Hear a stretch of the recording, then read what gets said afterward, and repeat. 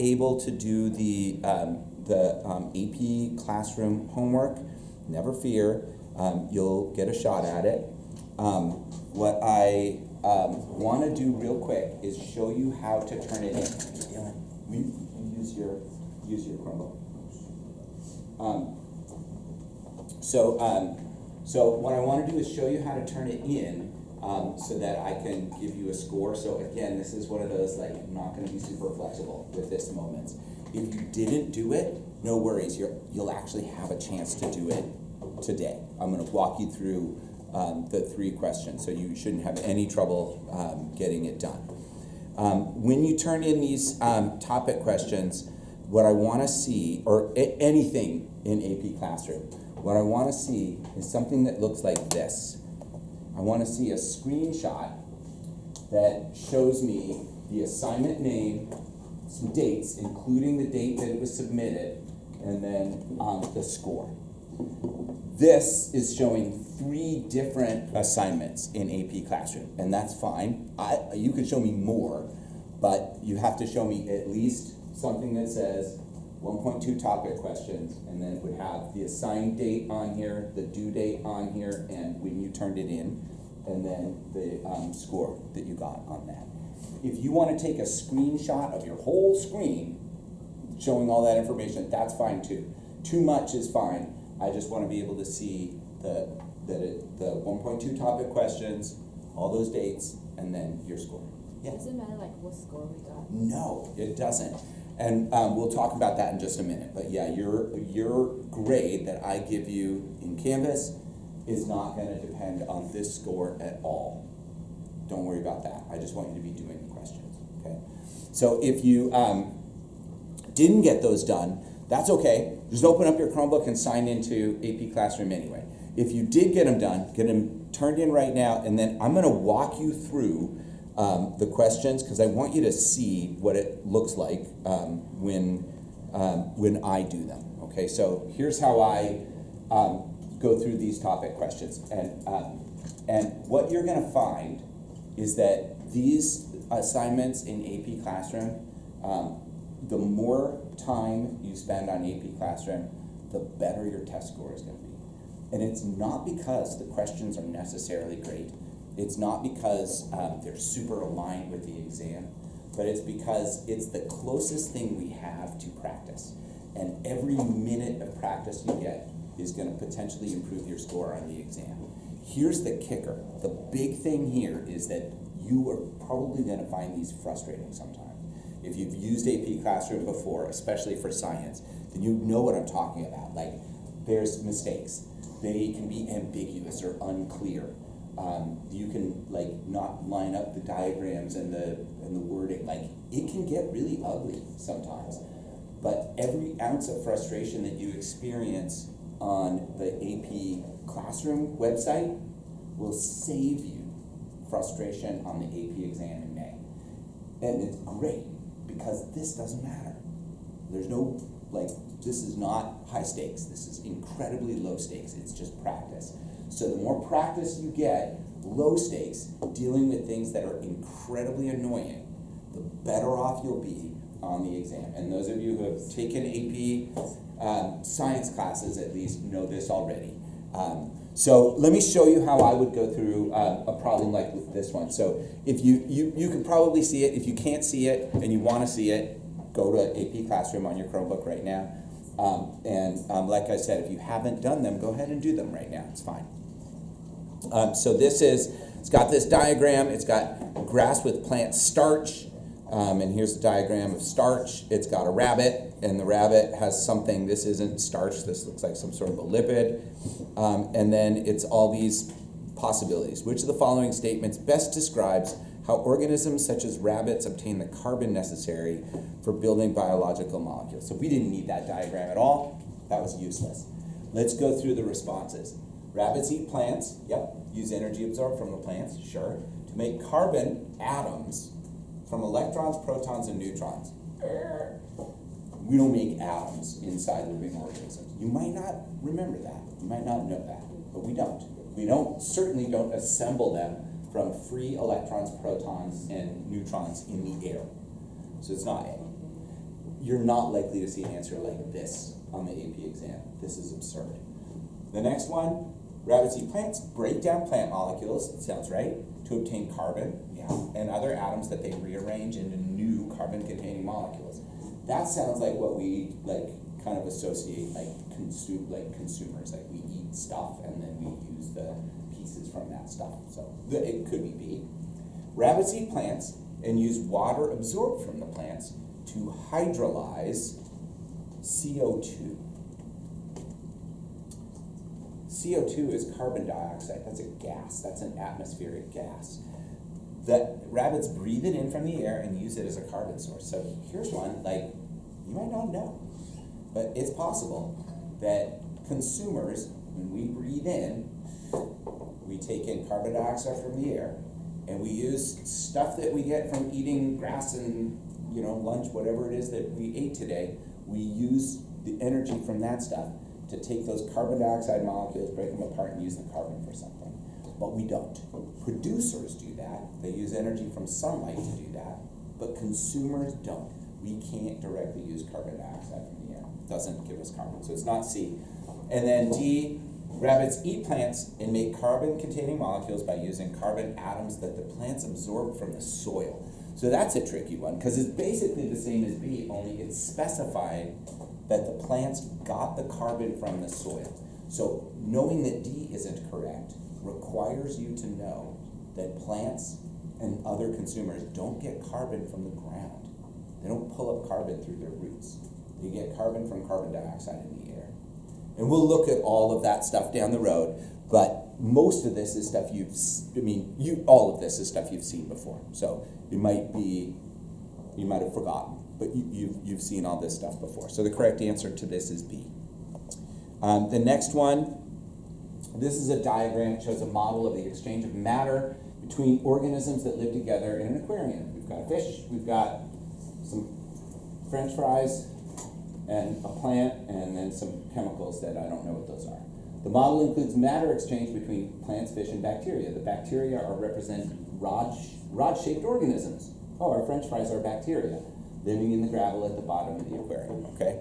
So let's take a look at what the question is. Which of the following statements best describes how molecules released by the fish become nutrients for the plant?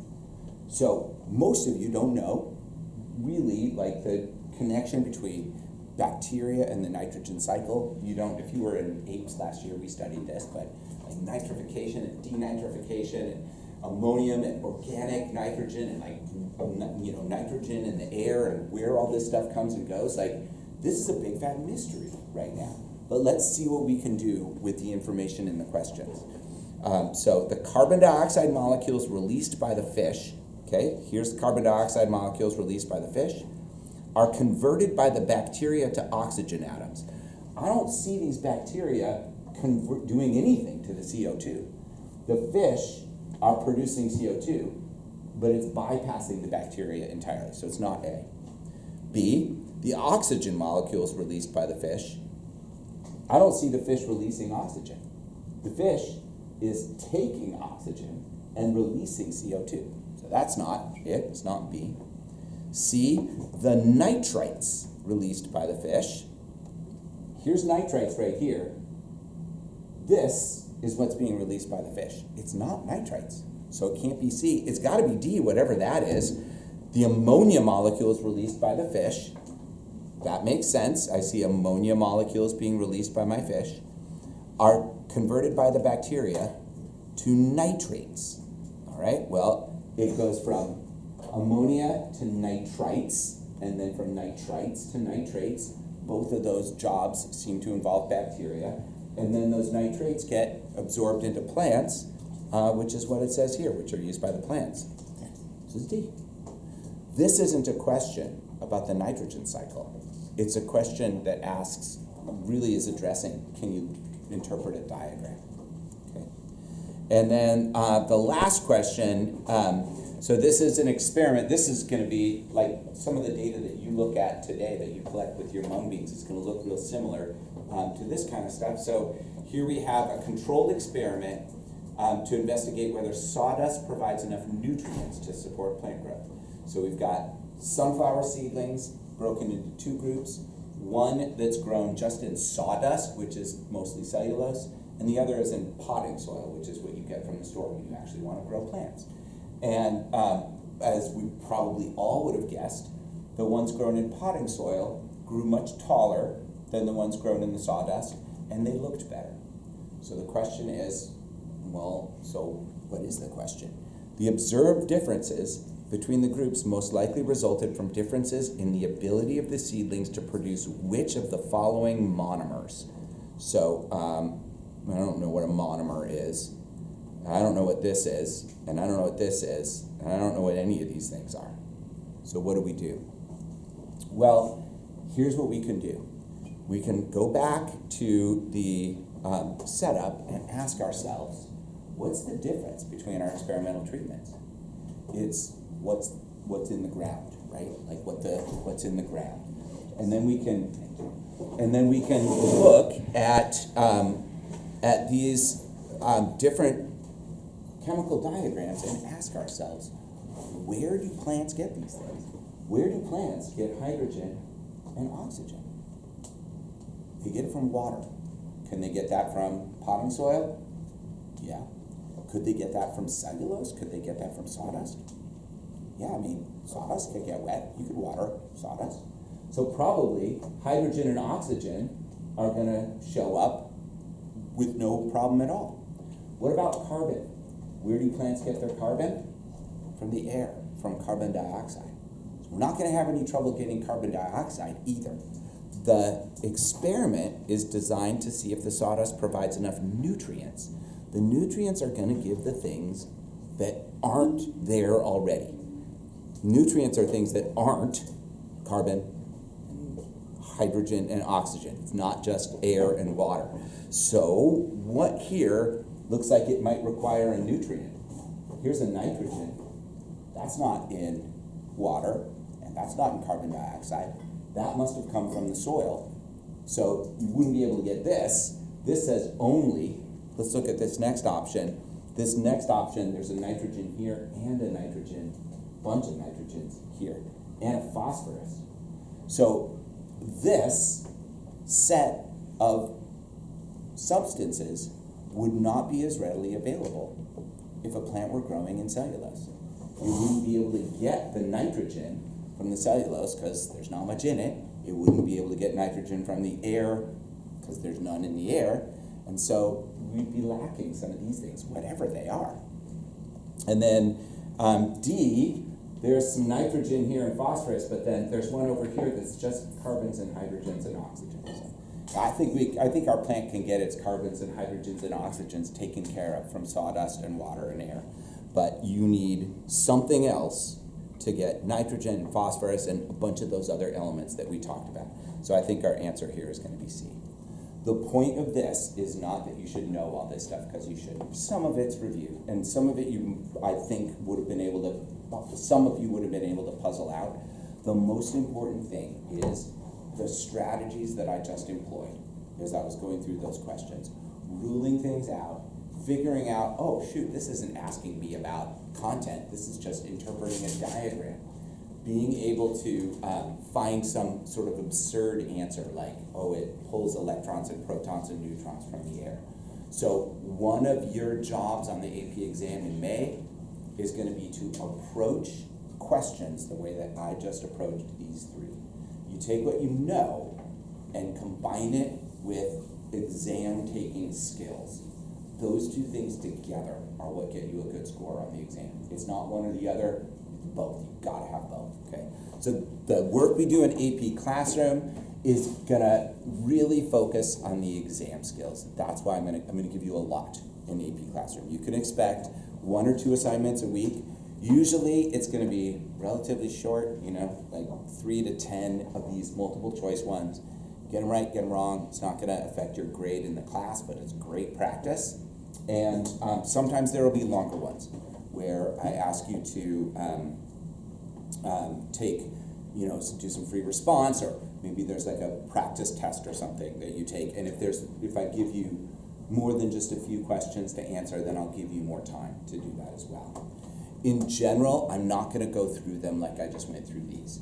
So I will instead, on the day that it's due, I'll ask if you have any questions. And if you do, I'll go over whatever you need. But if you don't need my help, then we'll just move on, just to save time. Okay. So there's AP Classroom. If you haven't already taken your screenshot and turned it in, please do that. And then let's move on to the last bit of our job for today. So if you've got your Chromebook, will you close it right now? Yeah. So close your Chromebook, and then I'm going to show you what to do. So there was a little bit of confusion about this in fourth period. I didn't realize. So there's a varying degrees of skill with Google Sheets. So I'm going to show you something that I think will be helpful. So basically what we're going to do is I'm going to have you take some measurements of your mung beans. We're going to do this twice, once today and once Wednesday. And the reason we're going to do it twice is because some of you may get good data today and then lousy data on Wednesday because your plants, your mung beans might like rot or whatever. And so I want you to have the data from today if it's better than the data on Wednesday. Then we'll do it again on Wednesday, and if what you get on Wednesday is better than what you get today, then great. Then you'll use that instead. The information that I need and that you will need is who's in your group. So that's just the initials. I'm not going to track this. It's for you, so you need to be able to recognize your own group initials here. Which class period you're in, just same deal. That'll help you figure out that you're looking at your data and not somebody else's. Your treatment, and then for each bean, you're going to record whether it germinated today or not. And if it did germinate, you're going to put the length of the radical, that little spear coming out of it. And I have rulers in the back of the room to do that. For today, you're just going to kind of estimate those lengths. They're kind of curved. So you'll just take the ruler and just kind of hold it up and just do your best guess, because we don't want to damage them. And then once you've measured all the mung beans for a particular treatment, you just put them back in the paper towel and put them back in the bag and get it taken care of. What you're going to find, so there's a couple things that came up with Google Sheets. One was that this is a one big shared document. So it's probably going to be easiest for you to work on your own document. What I would do is I would start a new Google Sheets document like this, and then go to the shared document and just copy these top column headers. So just Control-C, Control-V, and now you've got the headers here, and now you've got your own worksheet that you can work on, and you won't see anybody else's stuff, and things won't be moving around randomly. Once you've got your data entered, then you can copy and paste it into the master spreadsheet, and then it'll be there for everybody. When you put in your information, your initials, like if I worked with Homer Simpson and Marge Simpson in period 6, I can copy all of that at once. I can make 30 rows of that information in a second by just copying and pasting. And then I'm going to have 3 kinds of treatments. Most of you did. So maybe I used pure water and slight salty water and very salty water. And then I can copy these as well. And the way that you do this is you just click on this little dot right here and pull down. So I'm going to click on this dot and pull down, and it just copies the whole thing. And I can do that here, and then I can do that here. And then when you're entering the data, the best way to do this, I think, is to work in pairs. And one person is there's just gonna be a yes or a no. And if there's a yes, then you type yes, and then you can expect a number. And the number is going to be the length of the radical. Yes, 1.2 millimeters. Yes, 0.8 millimeters. No, And if it's no, then there's no length, right? No. Yes. 1.1 millimeters. And if you do it this way, you'll find it's relatively painless. It seemed like it was a little disconcerting to some of the people in fourth period that we were using so many rows of data. But the beauty of using multiple rows of data is that you can do this. So let me just show you a couple of examples here. So here's a group here. They had this data, NA 1.15 cm 1.2. So if I click here, I can click on that and that's it. I can't really do anything with that. This group right here, though, if I look at this data, all of these mung beans had 5 milliliters of water added. It's all the same group. And if I highlight all of these right now, then I can see the average, 0.69 centimeters. And if I want to look at their average for 10 milliliters, I can highlight and see that too, 1.74. And if I want to see their average for 15, I can do that too. It's 1.51. So taking that little extra step and putting your data in rows allows you to do the data analysis dozens of times more quickly. So this is what real data looks like. Real scientists put real data in just like this, row after row after row, where a bunch of the columns are duplicated information, the same day or the same treatment or the same site. But this is the best way to do it, because then you can group all this data. We could make a graph here that showed the average height of our 3 different treatments in 30 seconds. You can't do that if you take shortcuts with recording your data. If this is how you've recorded your data, then when you want to make a graph of the averages, you have to do it all by hand. You haven't saved yourself any time. So I want you to record it the way that I did in this example right here. Yours should look just like this. You don't need anything in these columns yet, because this is going to be your data from Wednesday. And once you've got your 30 rows of data, copy and paste into that master spreadsheet, and then we'll all have access to your data. Okay? Yeah. So you're gonna have like 30 sets of data. You will have 30 rows of data. Yeah, 30 rows. But you can see, like, I got 5 rows done while I was just talking to you.